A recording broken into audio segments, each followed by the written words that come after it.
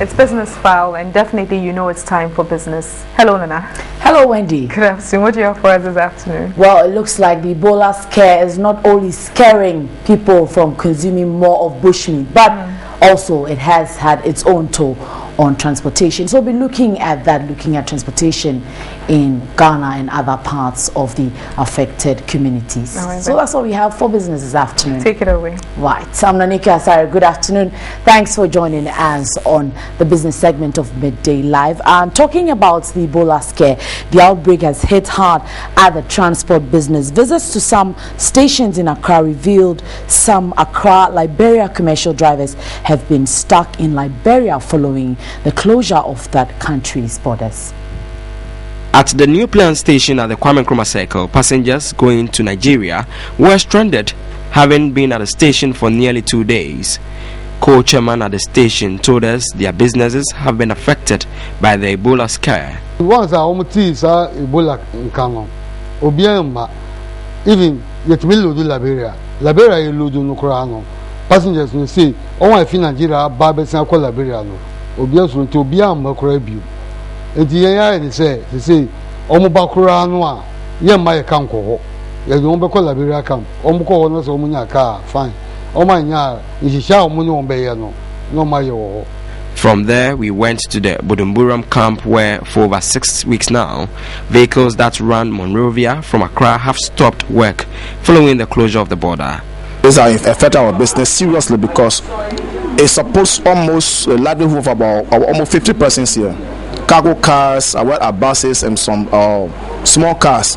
We all load from here to go to Monrovia, and they depend on this thing since 1997. They spoke about the frustration of their drivers at the borders. Now, for drivers, I'm call Liberia and Sana case wasting.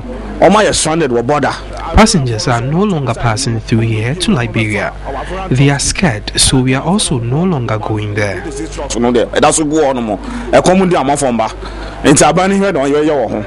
Some Liberians at the camp were worried about the Ebola outbreak in their motherland. My sister called me, she said it is very bad in Liberia. They are indoor. They don't have the... My sister called from Liberia and told me how bad the Ebola outbreak is. They cannot go out. I'm hoping this will end soon. Go to work in the market, say everybody free.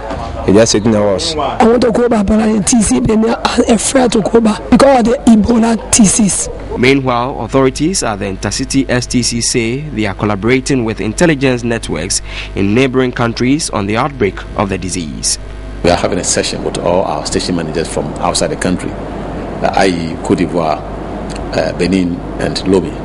Burkina Faso will be joining us very soon to take an audit of how the operations have been affected by this virus, or this scare of the Ebola virus.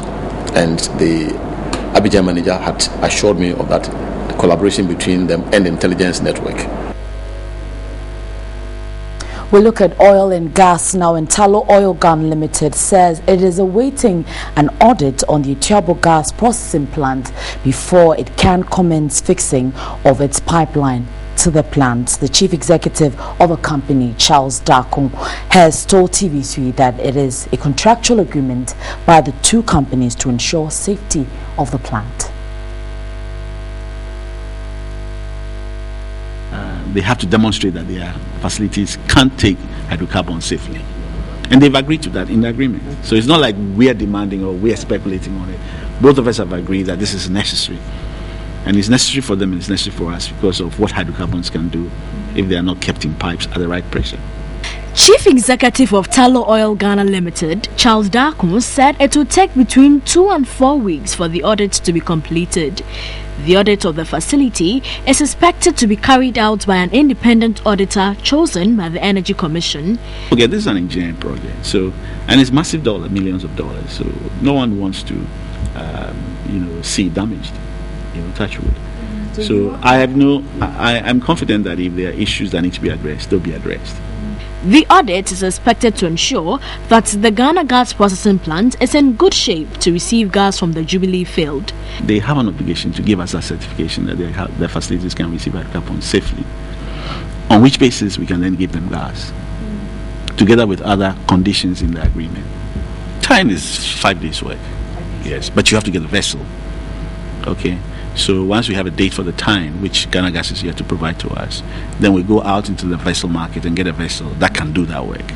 And then the vessel comes in. The time itself is just a couple of days. Currently, the gas plant is about 99.78% complete. Ghana Gas Company has promised to receive the first flow of gas by the end of August. It is expected that the processing plant will supply the VRA thermal plant at Abuate about 120 million standard cubic feet of gas daily. This will save VRA an amount of $500 million a year. Now you talk about the Ghana cedi, and what comes to mind is the forex measures that have been scrubbed by the Bank of Ghana. We've had businesses express some sort of satisfaction with regard to that, but also financial analyst Sidney Casely-Hayford says despite the scrub of a central bank's forex measures, it will take quite a longer period for business confidence to bounce back, and this is because businesses have sought for alternatives in their transactions. When you put measures in place like this, people find a different way to do what they want to carry on doing. I'm a trader, I need my currency. When you put restrictions in my path, immediately I move around and I try and figure out a way. I'm not going to change all that simply because you come back and say, hey, I've changed it all once again. But it's going to take a while for confidence to build back again, for people to go back to using the currency the way they used to, and for people to be able to have confidence that the central bank is not going to come and roll everything back within the next few months or weeks. He entreated the central bank to concentrate more on market centers to come up with ways in ensuring the cedi stabilizes. The ability to be able to get a feel for how money flows within the system, it is something that has to be done. We are operating with nearly 60%, maybe 70% of all our business flowing in the informal sector, and it is not captured in our national accounts. It is now time for the central bank to figure out a way of being able to analyze and account for all that money that is going on, all that cash flow that is moving around those areas, and use that to be able to do its predictions and to be able to analyze the data and come up with the pragmatic solutions that we are asking them to produce. And later today at 4:30, you will see exactly how the figures look like on the interbank market as well as the commodities markets. That would do for business this afternoon. I'm Nanika Asari. Enjoy your lunch.